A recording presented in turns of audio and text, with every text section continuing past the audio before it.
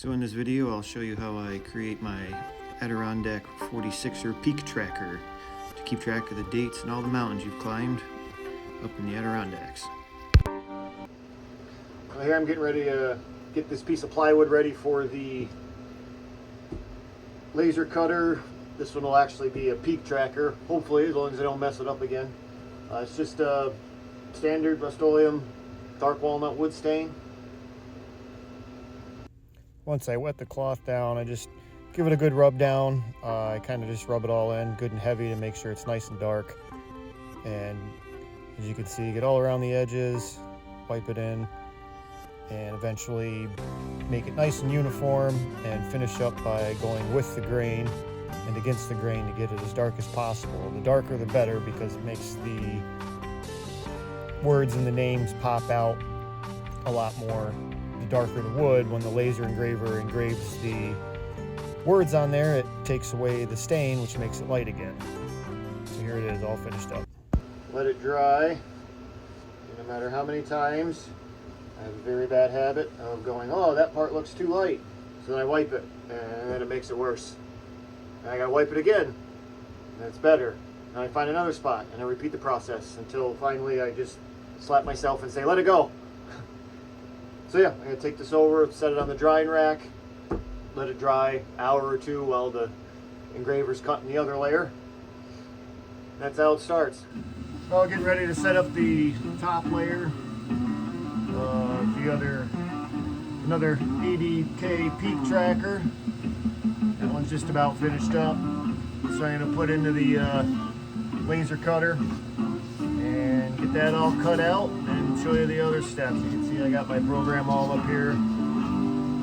So yeah, fun. Here I'm just putting it in the laser cutting booth. It's a box I had built so that way as it cuts and engraves, all the smoke and everything gets exhaled outside the shop. So, well, as you can see by the time lapse, it takes a little bit, and see as I put in there, I've got some carriage bolts to hold the plywood down flat, so that way the laser always hits at the same distance throughout as it cuts. You can see I got the program all up here, all the different layers and everything. Designed that all myself.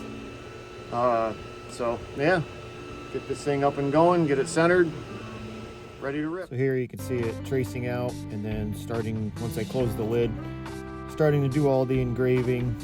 I cut these short because I had the GoPro inside the case, and you don't need to watch 7 minutes of it going along.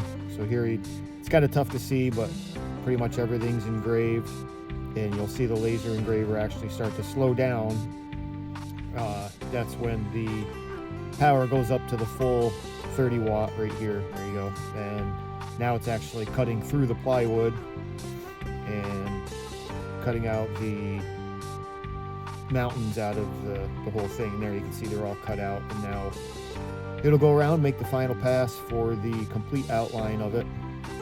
And this whole process for this piece here takes about an hour and 50 minutes. So it takes quite a while to get it done, surprisingly. It's not just a quick, 10-minute deal. So, and then right here you can see they're all cut out, and I'm removing the piece. I take the carriage bolts out and then take all the pieces out.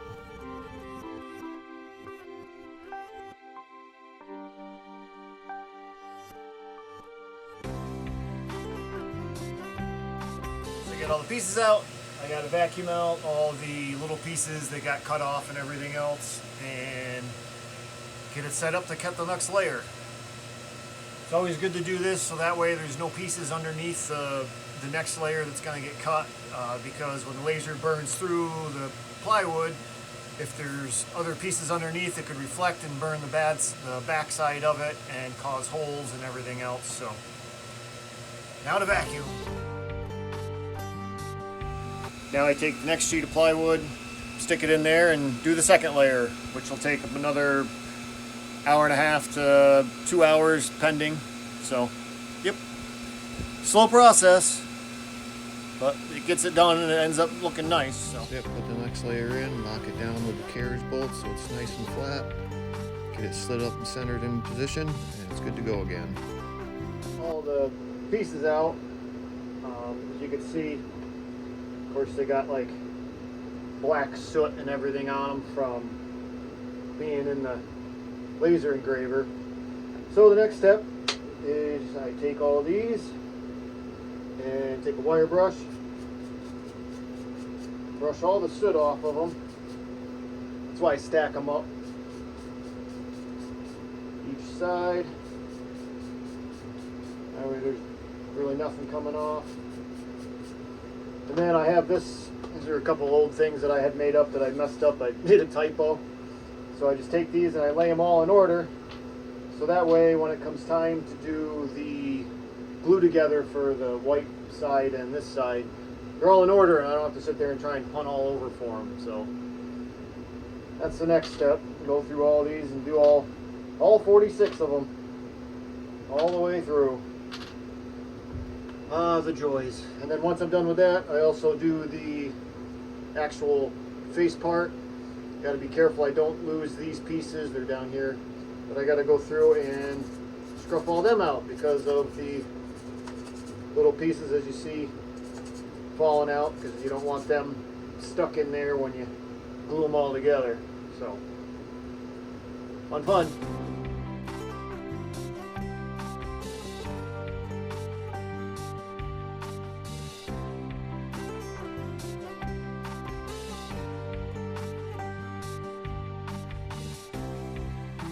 Here you can see me gluing the two different sides of the mountains together because they're engraved on both sides. I glue them together so that way they can be flipped around as described later on. I've got the two layers glued up here so that way each side has the winter side and the normal side. So here I got the middle layer and the bottom layer, and now I got to join them together.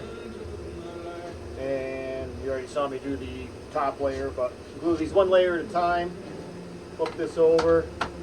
I use black super glue just because it's a lot easier to see where I put the glue, and dab it all around and do that. And then I get it together and clamp it, let it sit for about 10-15 minutes. That's what's nice about this CA glue, is it dries pretty quick and holds pretty strong. So that's what I use.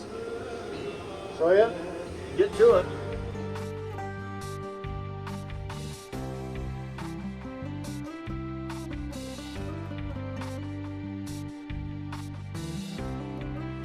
Now it's all clamped. I put this one across the middle so that way it helps compress the middle as well and hold it down, because I don't have clamps that reach in that far. Well, maybe someday if I get around to it I'll make a clamping jig for this, but right now this does the trick.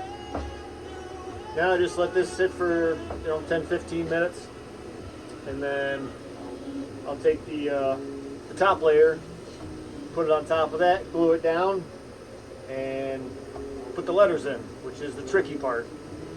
So, another step down.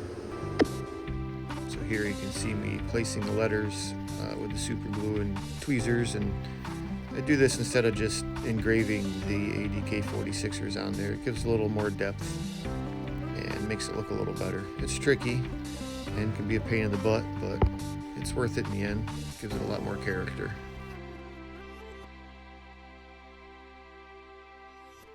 Now that I got all the cutting done, another neat thing about this is it also engraves. Laser engraver, go figure, right? But I made this up so I can open up these latches, take the fan off, exhaust fan off, this crap out of the way, and then I got this piece of plywood here that, as you can see, I've got it engraved. I don't know how well you can see that.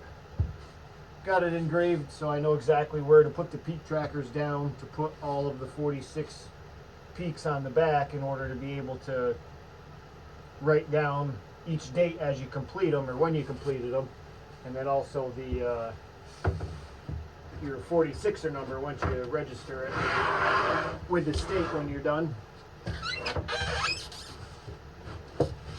In there. Good thing I got long arms. Slide this back where it needs to be. Get it right there. Close this back up, lock it down, dust myself off, put the exhaust fan back on, and be right back.